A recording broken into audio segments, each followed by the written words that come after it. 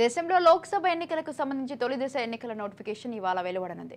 ఇవాళ విడతలో భాగంగా ఇవాళ 22 రాష్ట్రాలు కేంద్ర పాలిత ప్రాంతాల్లోని 102 పార్లమెంట్ నియోజకవర్గాలకు నోటిఫికేషన్ రానుంది. ఈ నెల 27 వరకు నామినేషన్ల స్వీకరణ, 28న పరిశీలన, 30న ఉపసంహరణకు తుది గడువు. వచ్చే నెల 19న పోలింగ్ జరగనుంది.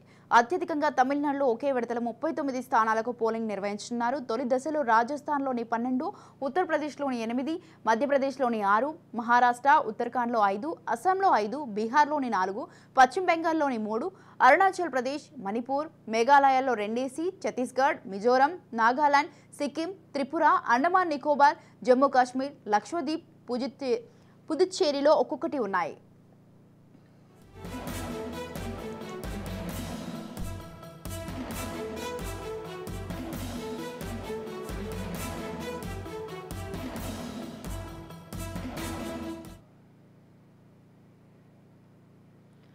దేశంలో లోక్సభ ఎన్నికలకు సంబంధించి తొలి దశ ఎన్నికల నోటిఫికేషన్ అయితే ఇవాళ వెలువడనుంది. అయితే తొలి విడతలో అయితే భాగంగా ఇవాళ 22 రాష్ట్రాలు కేంద్ర పాలిత ప్రాంతాల్లోని అయితే 102 పార్లమెంట్ నియోజకవర్గాలకు నోటిఫికేషన్ రానుంది.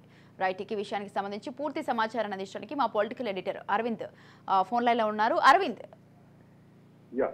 102 పార్లమెంటు స్థానాలు అంటే 542లో 102 స్థానాలు అంటే ఒక గణనీయమైనటువంటి స్థానానికి ఈరోజు ఎన్నికల ప్రక్రియ ప్రారంభం కాబోతుంది.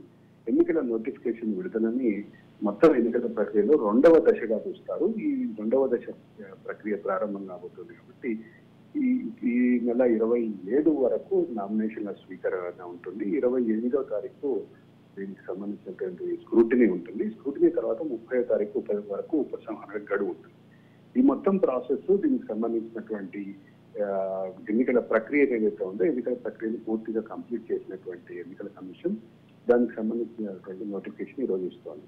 తొలి దశలో రాజస్థాన్ లో ఉన్నటువంటి 12 పార్లమెంట్ స్థానాలకి, ఉత్తరప్రదేశ్ లో ఉన్నటువంటి 8 పార్లమెంట్ స్థానాలకి, మధ్యప్రదేశ్ లో ఉన్నటువంటి 6, మహారాష్ట్ర, ఉత్తరాఖండ్ లో 5, అస్సాంలో 5, బీహార్ లో 5, పశ్చిమ బెంగాల్ 3, అరుణాచల్ ప్రదేశ్, మణిపూర్, మేఘాలయలో 2 స్థానాలకి, అలాగే ఛత్తీస్గఢ్, మిజోరం, నాగాలాండ్, సిక్కిం, త్రిపుర, అండమాన్ నికోబార్, జమ్మూ కాశ్మీర్, లక్షద్వీప్, పుదుచ్చేరిలో, పాండిచేరిలో ఒక్కొక్క స్థానానికి ఎన్నికలు జరుగుతుంది. మొత్తం ఎన్నికల ప్రక్రియలో ఇది ఒక కీలకమైనటువంటి ఘట్టంగా భావించాలి.